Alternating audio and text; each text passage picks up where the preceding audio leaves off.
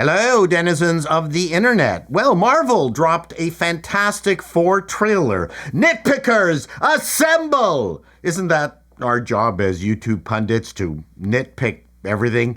Let me get my two top-line observations out of the way. One, I don't like Pedro Pascal as Reed Richards one bit. And two, the trailer looks way more promising than James Gunn's Superman. Now, both can be true at the same time. Oh, if only John Hamm was available for the role. Anyway, that aside, the trailer takes the initial teaser another step forward. It embodies what I have been grousing about since Endgame. Take the characters back to when their powers were not so ridiculous and the bad guys not so overpowering. Now, that being said, the Fantastic Four did introduce us to Galactus, which I believe, not being an all-seeing comic nerd, was one of the first outer-worldly, giant galactic-level threats, though in this case, all he wanted to do was consume Earth as an hors d'oeuvre and move on. But the main reason I wanted to see 60s-era superheroes was to see how far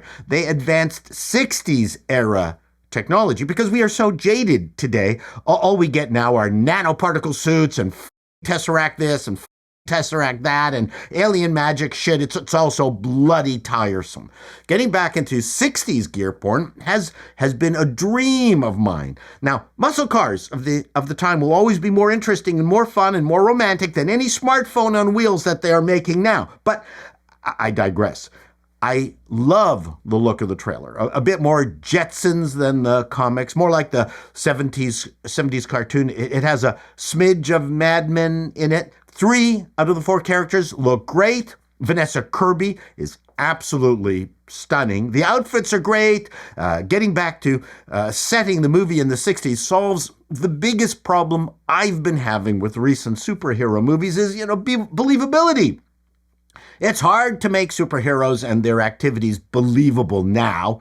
Iron Man 1 was, totally believable because of the setting. Thor 1, with his fantastical Asgard environment, also worked. And I think Fantastic Four will work because it was back when we needed superheroes. It weirdly just makes more sense. I would be all in with a black and white film noir Batman from the 50s or 60s. The trailer opens with Mr. and Mrs. Richards taking some dude on a tour of their flat in the Baxter building.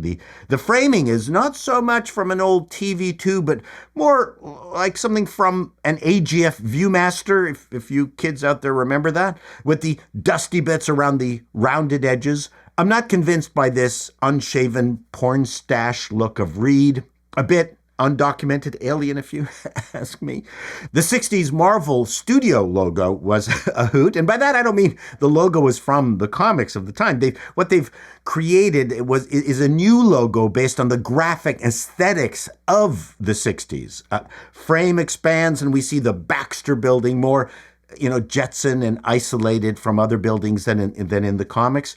We get the Thing and Herbie, and the classic wall clock, a phone in the background, the textured seating area. This is what you can do when art direction becomes a major part of the experience. Herbie was not in the original Galactus arc. He appeared in the animated series and was made by the Zendorians to help search for Galactus. We get a shot of Reed doing his Formula Big Brain stuff.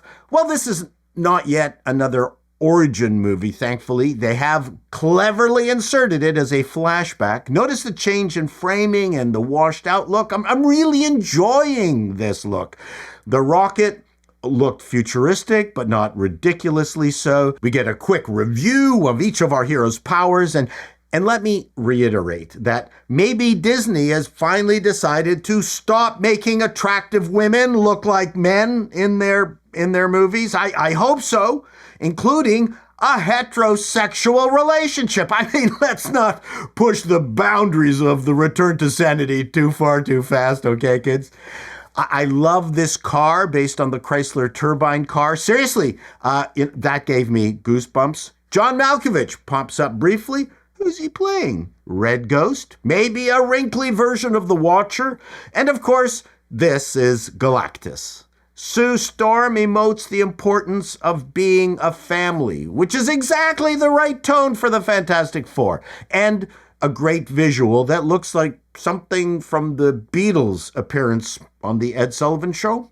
Based on this, I am there on July 25th, especially because it's presented in Fantastivision.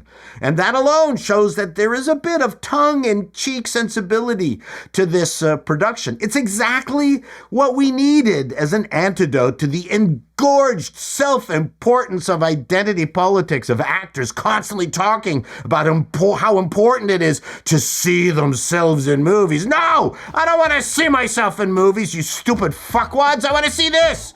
Till next time, denizens, be seeing you.